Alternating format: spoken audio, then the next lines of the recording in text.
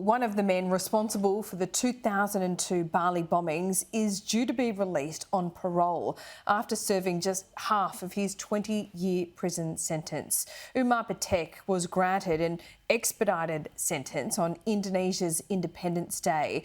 Joining me live is former Premier of New South Wales, Bob Carr. Bob Carr, thank you for your time. You were Premier at the time. Do you remember where you were when you heard this awful news? Yeah, I do, precisely. I was in a car leaving my home at Maroubra to go to a function. I think it was an ethnic function in Sydney's Greater West. And I remember confused reports coming through on radio about what had happened, what had happened in Bali the previous night. And it was very confused. It was inconclusive. And it was ominous the way the details began to be accumulated, and the full tragedy was coming into focus slowly throughout that Sunday morning. What do you remember it doing to the Australian psyche? I mean, we'd seen terrorist attacks before, but none, I don't think, on this scale that had really targeted Australians.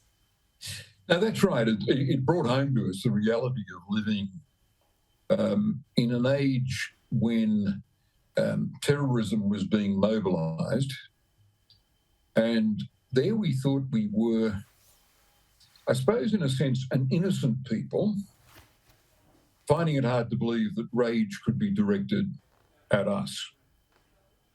Hard to believe that rage could be directed at us. And we felt we'd done nothing to deserve it. And there were Australians enjoying all the release and the holiday spirit of a vacation in a destination they loved,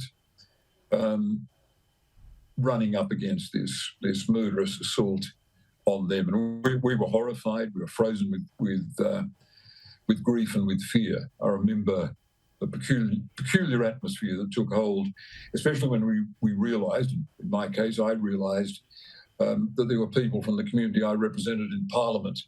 There were people from Malabar and Coogee who'd lost family members in this, and some of the bereaved, some of the families suffered two bereavements.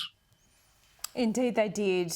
And going to Bali was and still is a rite of passage for young Australians. I think we felt like we had an affinity with the Balinese people. What happened to relations at that time?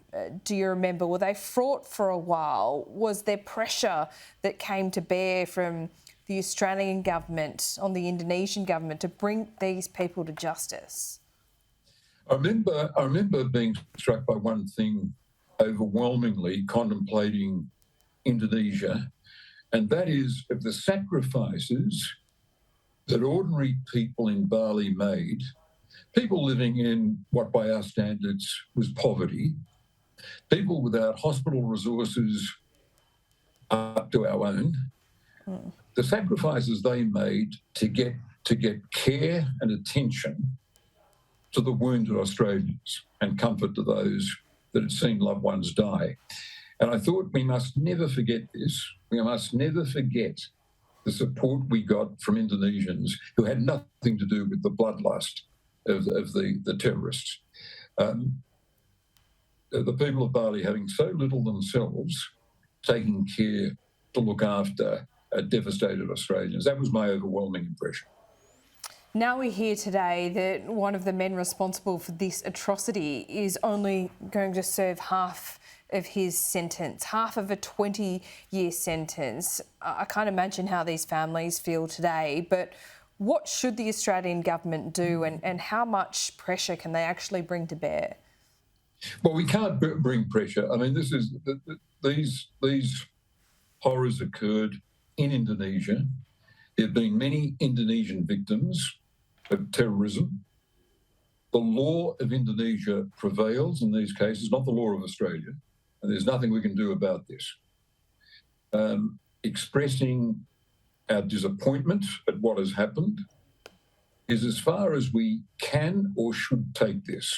Indonesian law prevails, And I think Australians lecturing Indonesians on how they should conduct their affairs and their laws just invites a dismissive response from Indonesians. I think a quiet and private expression of disappointment is as far as we can take this. I mean, if we push too hard, we could find Indonesians saying, well, hang on. You've just gone off and you've decided to arm yourselves with nuclear submarines, and you didn't tell us. You're using nuclear weapons, nuclear-propelled defence equipment into our region. Or they could say, hang on, it's Australians who are coming up here indulging in the drug trade.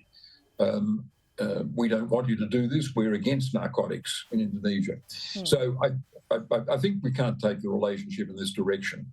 I think a quiet expression of disappointment, but expressed behind the scenes, is the sort of response I would strongly advise. And I say that knowing the extent of the bereavement and the suffering of some Australians who I'd count among my neighbours and the people I represented in Parliament from Malabar or from Coogee.